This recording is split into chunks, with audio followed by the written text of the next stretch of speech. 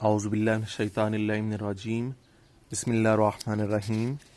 السلام علیکم dear students, جیسا کہ آپ جانتے ہیں کہ اس سے پہلے ہم 3 لیکچر ڈلیور کر چکے ہیں۔ آج یہ ہمارا سیکنڈ ایئر کا چوتھا لیکچر ہے، اور چوتھا لیکچر اگر آپ کتاب کے حوالے سے دوبارہ یاد کرا دیتا ہوں کہ ہم نے پہلا سبق مکمل پڑھ لیا تھا، اور سبق نمبر 2 جو ہے نعت کے بارے میں تھا، جسے مرزا غالب دہلوی نے لکھا تھا۔ نعت کو ہم نے سبق کو پڑھ لیا تھا، اشعار پڑھ لیے تھے، ان کا ترجمہ اور تشریح آپ نے یقیناً یاد کر لیا ہوگا۔ آج یہ اسی سبق نمبر 2 کی مشق جو ہے وہ ہم کرنے جا رہے ہیں، تمرین۔ اگر آپ ٹیکسٹ بک میں دیکھیں تو ٹیکسٹ بک کے اندر یہ تمرین آپ کے سامنے سبق نمبر 2 کی موجود ہے، جس میں مختلف سوالات ہیں جو کہ آپ کے سامنے ہیں، اور اگر آپ کے پاس کی بک موجود ہے تو یقیناً کی بک کے اندر بھی یہ سوالات موجود ہیں، وہاں پر بھی آپ دیکھ سکتے ہیں، اور ان کے جوابات کو انشاءاللہ آپ اچھی طرح سے سمجھیں گے اور یاد کریں گے۔ سوال نمبر 1 ہے، سرایندہ این نعت کیست؟ سرایندہ کہتے ہیں شاعر کو، این کا معنی ہوتا ہے یہ، نعت کا معنی نعت ہے، کیست اصل میں کہ است یعنی یا کی است یعنی کون ہے، یعنی اس نعت کا شاعر کون ہے۔ تو آپ ایک، جیسا کہ میں نے پہلے بھی ذکر کیا تھا کہ فارسی میں بھی جو آپ یاد کر سکتے ہیں کہ سرایندہ این نعت شاعر معروف مرزا اسد اللہ غالب است، اور اسی طرح سے آپ پیپر کے حوالے سے جب تیاری کرتے ہیں تو اس سوال کا جواب آپ چاہیں تو اردو میں بھی لکھ سکتے ہیں، اردو میں بھی یاد کر سکتے ہیں۔ صرف یہ کہ سوال کی جو لائن ہے اگر فارسی میں آ جاتی ہے تو آپ کو وہ پڑھ کے اس کا مطلب اچھی طرح سے سمجھنا آتا ہو، تو جواب پہلے سوال کا یہی بنتا ہے کہ اس نعت کا شاعر مرزا اسد اللہ غالب ہے۔ اور سمپل اگر ایک نام بھی، آپ ایک لفظ بھی لکھ دیتے ہیں کہ مرزا اسد اللہ غالب، یہ جواب آپ لکھتے ہیں تو تب بھی یہ جواب اپنی جگہ پر بالکل ٹھیک ہے اور درست ہے، مکمل ہے۔ سوال نمبر 2 کی طرف آتے ہیں کہ لولاک چے معنی دارد، کہ لولاک کے کیا معنی ہیں۔ در واقع اصل میں یہ بھی ہم سبق میں پڑھ چکے ہیں کہ لولاک کا جو لفظ ہے یہ اس پورے جملے کی طرف اشارہ ہے کہ جو کہ اللہ تعالیٰ نے اپنے حبیب حضرت محمد مصطفیٰ صلی اللہ علیہ وآلہ وسلم سے مخاطب کر کے کہا تھا، ان سے کہا کہ لولا کا لما خلقت الافلاک، یعنی اے میرے حبیب، اگر جو ہے میں تمہیں پیدا نہ کرتا تو میں اس پوری کائنات کے نظام کو یا ان آسمانوں کو بھی خلق نہ کرتا، یعنی اگر آپ نہ ہوتے تو یہ آسمان نہ ہوتے۔ تو جواب آپ اردو میں بھی یاد کر سکتے ہیں، لکھ بھی سکتے ہیں۔ اب آتے ہیں سوال نمبر 3 کی طرف۔ سوال نمبر 3 ہے، سوگند کردگار بجانے کیست؟ سوگند کا معنی ہے قسم، کردگار کا معنی ہے اللہ تعالی، کہ اللہ تعالی کی قسم جو ہے بجانے کیست، کس کی جان کی ہے، یعنی اللہ نے کس کی جان کی قسم کھائی ہے۔ تو فارسی میں اگر سوال آ جاتا ہے، پھر دوبارہ تکرار کر رہا ہوں کہ آپ کو سوال پڑھ کے اس کا اردو مفہوم اچھی طرح سے سمجھنا آتا ہو، یاد ہونا چاہیے۔ کتاب میں جو ہم نے نعت پڑھی ہے اس میں یہ لائن ہم پڑھ چکے ہیں کہ سوگند کردگار بجان محمد است، کہ اللہ کی قسم حضرت محمد صلی اللہ علیہ وآلہ وسلم کی جان کی ہے، یعنی اللہ نے حضرت محمد صلی اللہ علیہ وآلہ وسلم کی جان کی قسم کھائی ہے۔ سوال نمبر 4 ہے کہ ان مصرع را کامل کنید، اس مصرے کو مکمل کریں۔ اچھا، یہاں پر بعض جگہ آپ پڑھیں گے انشاءاللہ آگے بھی کہ ایک لفظ استعمال ہوتا ہے بیت، اور ایک لفظ استعمال ہوتا ہے مصرع۔ بیت یہ ہوتا ہے کہ ہر شعر کی 2 لائنیں ہوتی ہیں، ان 2 کی 2 لائنوں کو بیت کہتے ہیں، یعنی شعر کہتے ہیں، اور اگر آپ صرف ایک لائن کی بات کریں تو اس کو ہم مصرع کہتے ہیں۔ تو اس مصرے کو مکمل کریں۔ تو یہ بھی شعر کی ایک لائن ہے کہ حق جلوہ گر خالی جگہ است، حق جلوہ گر زے طرز بیان محمد است، زے طرز بیان محمد است، کہ حق جو ہے وہ حضرت محمد مصطفیٰ صلی اللہ علیہ وآلہ وسلم کے طرز بیان سے جلوہ گر ہوتا ہے، ظاہر ہوتا ہے۔ اور اس کے بعد ہم آتے ہیں سوال نمبر 5 کے اوپر۔ دانی اور وارسی فعل کی کون سی قسم ہے؟ دانی اور وارسی، تو سمپل اگر اتنا ہی اگر آپ یاد کر لیتے ہیں کہ یہ فعل مضارع ہیں دونوں تو تب بھی کافی ہے، اور آپ نے اسے اتنا ہی یاد کرنا ہے کہ یہ فعل مضارع ہیں دونوں کے دونوں۔ سوال نمبر 6 کے اوپر آتے ہیں۔ مدرجہ ذیل مرکبات میں سے مرکب توصیفی اور مرکب اضافی الگ کیجیے۔ اب یہاں دو طرح کے مرکبات کی بات ہوئی ہے، ایک مرکب توصیفی ہے اور ایک مرکب اضافی ہے۔ جیسا کہ ہم فرسٹ ایئر کے اندر پڑھ چکے ہیں اور مکمل وضاحت کے ساتھ میں نے آپ کو یہ دونوں چیزیں سمجھائی ہیں کہ مرکب اضافی مرکب توصیفی کیا ہوتا ہے۔ مرکب دو لفظوں کا مجموعہ ہوتا ہے، دو لفظ اکٹھے استعمال ہو رہے ہیں تو ہم ان کو مرکب کہتے ہیں۔ اب آتے ہیں توصیفی اور اضافی کی طرف۔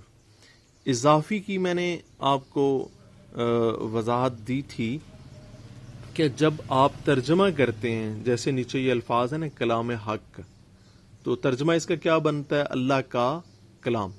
کہ جب آپ فارسی کے ان دو لفظوں کا اردو میں ترجمہ کرتے ہیں اور اردو میں ان کے ترجمے کے درمیان کا، کے، کی، یا پھر نا، نے، نی اور یا پھر را، رے، ری، یہ اگر الفاظ آ رہے ہیں ترجمے کے اندر تو فوری ہمیں سمجھ جانا چاہیے کہ یہ مرکب اضافی ہے۔ جیسا کہ نیچے جو دیے گئے الفاظ ہیں ان میں پہلا جو لفظ تھا کلام حق، اللہ کا کلام، تو یہ مرکب اضافی ہے۔ اس کے بعد ہے لفظ سایہ طوبہ، یعنی طوبہ جو کہ جنت کا ایک درخت ہے، اس درخت کا سایہ، تو سایہ طوبہ یعنی طوبہ کا سایہ، یہ بھی مرکب اضافی ہے۔ اگلے دو لفظ آپ چھوڑ دیں، آخری لفظ پہ اگر آئیں تو یہاں پر لفظ استعمال ہو رہا ہے تیر قضا، یعنی قضا کا تیر، تو قضا کا تیر جو ہے یہ بھی مرکب اضافی ہے۔ تو یہ تین جو یہاں پہ مرکبات استعمال ہوئے ہیں، یہ تینوں کے تینوں مرکب اضافی ہیں، جن کے ترجمے کے اندر کا، کے، کی کا استعمال ہوا ہے۔ تو جہاں بھی مرکبات کا سوال آتا ہے تو نیچے جو مرکبات دیے گئے ہیں آپ اگر ان کو ترجمے کے ساتھ اچھی طرح سے یاد کر لیں تو آرام سے آپ فوری سمجھ سکتے ہیں کہ کون سا مرکب اضافی ہے، کون سا مرکب توصیفی ہے۔ مرکب توصیفی کی پہچان یہ ہے کہ ان کے درمیان کا، کے، کی، را، رے، ری یا نا، نے، نی کے معنی نہیں آتے۔ ایک چیز موصوف ہے پہلا لفظ دو لفظوں میں سے، اور دوسری چیز اس کی صفت ہے۔ صفت کیا ہوتا ہے؟ کہ بڑا ہے، چھوٹا ہے، کالا ہے، گورا ہے، پتلا ہے، موٹا ہے، بیٹھا ہوا ہے، چل رہا ہے، تو یہ ان کی صفات ہیں۔ تو جہاں صفت آ جاتی ہے وہ مرکب توصیفی کہلاتا ہے۔ جیسے یہ ایک لفظ ہے سروے روان۔ سروے روان کا مطلب ہے چلتا ہوا سرو، یعنی سرو کا درخت ہے کہ جو کہ چل رہا ہے، چلنا اس کی صفت ہے۔ اگرچہ یہ آپ کی بک کے اندر یہ لفظ جو ہے انہوں نے مرکب اضافی لکھا ہے، لیکن مرکب اضافی نہیں ہے، مرکب توصیفی ہے۔ اور اسی طرح سے ذات پاک، یعنی پاک ذات، پاکیزہ ذات، یعنی اللہ کی ذات جو ہے وہ پاک ہے، تو پاک ہونا ذات کی صفت ہے، تو یہ بھی مرکب توصیفی ہے۔ اب آتے ہیں سوال نمبر 7 کی طرف۔ سوال نمبر 7 کیا ہے کہ کہہ رہا ہے کہ می خورد یا می خورد کون سا فعل ہے؟ پوری گردان اور ترجمہ لکھیے۔ اچھا، ایک جو سمپل، جیسا کہ میں نے آپ کو سمجھایا تھا کہ مصدر کی علامت یہ ہے کہ آخر میں دن یا تن آتا ہے، جیسے خوردن، آپ نے نون کاٹی تو خورد بچا۔ خورد جو ہے یہ فعل ماضی ہے بیسیکلی، آپ اس کے شروع میں اگر می لگا دیتے ہیں تو یہ ماضی جاری بن جاتا ہے، جس کو آپ پاسٹ کنٹینیوس ٹینس بھی کہتے ہیں، یا پھر آپ ماضی استمراری کہہ سکتے ہیں۔ اس کی گردان کیا ہے؟ می خورد، آپ کو میں نے سمجھایا تھا کہ پہلے میں دال تو لگا ہوا ہے، آپ دال کے بعد اگلے میں نون دال یعنی ند لگا دیں، یہ اور ید، اور اسی طرح سے آخری دو لفظوں کے آخر میں میم اور یم لگا دیں تو یہ مکمل بن جاتی ہے آپ کی گردان۔ اور ترجمہ جب ہم کرتے ہیں، یعنی وہ کھا رہا تھا، وہ کھا رہے تھے، تو کھا رہا تھا، تم کھا رہے تھے، میں کھا رہا تھا، ہم کھا رہے تھے، تو انشاءاللہ اس گردان کی آپ اچھی طرح سے پریکٹس کریں گے۔ دوسری جو چیز ہے کہ یہ ماضی، جہاں پر یہ فعل ماضی استمراری ہے، وہیں پر یہ فعل جو ہے فعل مضارع اخباری بھی ہو سکتا ہے۔ فعل مضارع اخباری کی پوری مکمل گردان آپ کی بک میں موجود ہے، اور انشاءاللہ آپ اسے وہاں سے بھی یہ دیکھیں گے کہ می خورد، می خورن، می خورد، می خورن، اور می خوری، می خورید، می خورم اور می خوریم۔ ترجمہ بھی مکمل وہاں پر ہے کہ وہ کھاتا ہے، وہ کھاتے ہیں، تو کھاتا ہے، آپ کھاتے ہیں، میں کھاتا ہوں، ہم کھاتے ہیں۔ تو انشاءاللہ یہ گردان بھی آپ مکمل یاد کریں گے۔ پہلے سبق میں بھی سمجھا چکا ہوں، پچھلے پورے سال میں آپ کو کئی گردانیں یاد بھی کروائیں، اور امید ہے انشاءاللہ آپ اسے اچھی طرح سے یاد کر کے لکھ بھی سکیں گے، حل بھی کر سکیں گے۔ اچھا، کتاب کے اندر کی بک میں کچھ نا معروضی سوالات تھے، ایم سی کیوز، تو ہیں تو وہ گنے چنے صرف 5 ہیں، اور انشاءاللہ آپ ان کو بھی دہرائیں گے، یاد کریں گے، جن میں پہلا سوال وہاں پر یہ تھا کہ اللہ تعالیٰ کی ذات کس کے طرز بیان سے جلوہ نما ہے؟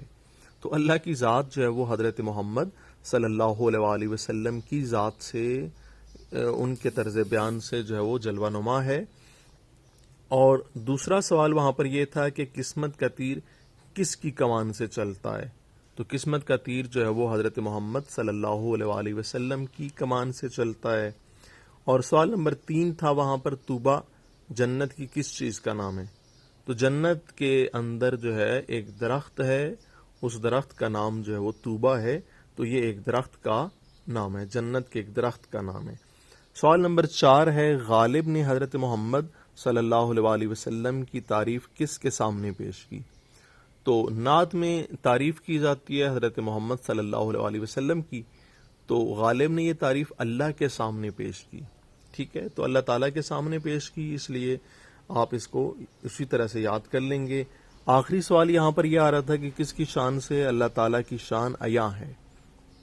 تو یقینی بات ہے، بات نعت کی ہو رہی ہے، تو اللہ کی شان جو ہے وہ حضرت محمد صلی اللہ علیہ وآلہ وسلم یعنی پیغمبر اکرم صلی اللہ علیہ وآلہ وسلم کی شان سے اللہ تعالیٰ کی شان جو ہے وہ عیاں ہے۔ اچھا، یہاں تک یہ ہماری مشق جو ہے وہ مکمل ہو جاتی ہے، 2 سبق جو ہے کتاب کے مکمل ہوتے ہیں، اور ویڈیو کے اندر ہمارے یہ 4 لیکچر جو ہے وہ آج مکمل ہو جاتے ہیں۔ انشاءاللہ آپ انہی 2 سبقوں کو اچھی طرح سے یاد کریں گے، سنیں گے، سمجھیں گے، اور ان کے سبقوں کے نام اور لکھنے والے جو شاعر ہیں ان کے نام جو ہیں وہ بھی آپ نے اچھی طرح سے یاد کرنے ہیں۔ اور نیکسٹ انشاءاللہ ہم اگلے لیکچر کے اندر درس سوم ہے برگزیدہ نامہ ہا، جو کہ عین القضات ہمدانی نے لکھا، یعنی عین القضات ہمدانی کے کچھ خطوط ہیں، اور ان کے جو خطوط ہیں ان میں سے کچھ خطوط کو منتخب کیا گیا ہے، چنا گیا ہے، تو ان چنے ہوئے خطوط میں سے ہم جو ہے 2 خطوط کا ذکر ہے کتاب کے اندر، ان کو انشاءاللہ آپ کے سامنے پڑھیں گے، یاد کریں گے، اور آپ کو انشاءاللہ سمجھاؤں گا، اور آپ میرے ساتھ ساتھ انشاءاللہ چلتے رہیں گے۔ امید کرتا ہوں آپ سب سے توقع رکھتا ہوں اپنے سیکنڈ ایئر کے ہونہار طلباء سے کہ آپ اچھی طرح سے فارسی کو یاد کریں گے، سمجھیں گے، اور اس کی جو مشق ہے وہ پراپر اس کے اوپر پورا کام کریں گے۔ خداوند متعال سے دعا گو ہوں کہ اللہ رب العزت آپ کا حامی و ناصر ہو، اور آپ کے لیے یہ سبق جو ہے مفید ثابت ہوں، اور انشاءاللہ آنے والے جو کچھ وقت کے بعد ٹیسٹ لیا جائے گا، میری پوری خواہش ہوگی کہ آپ اس میں پورے کے پورے نمبر 100% نمبر جو ہے وہ حاصل کریں، تو انشاءاللہ آپ محنت کا دامن کبھی بھی ہاتھ سے نہیں چھوڑیں گے۔ اللہ حافظ، خدا حافظ.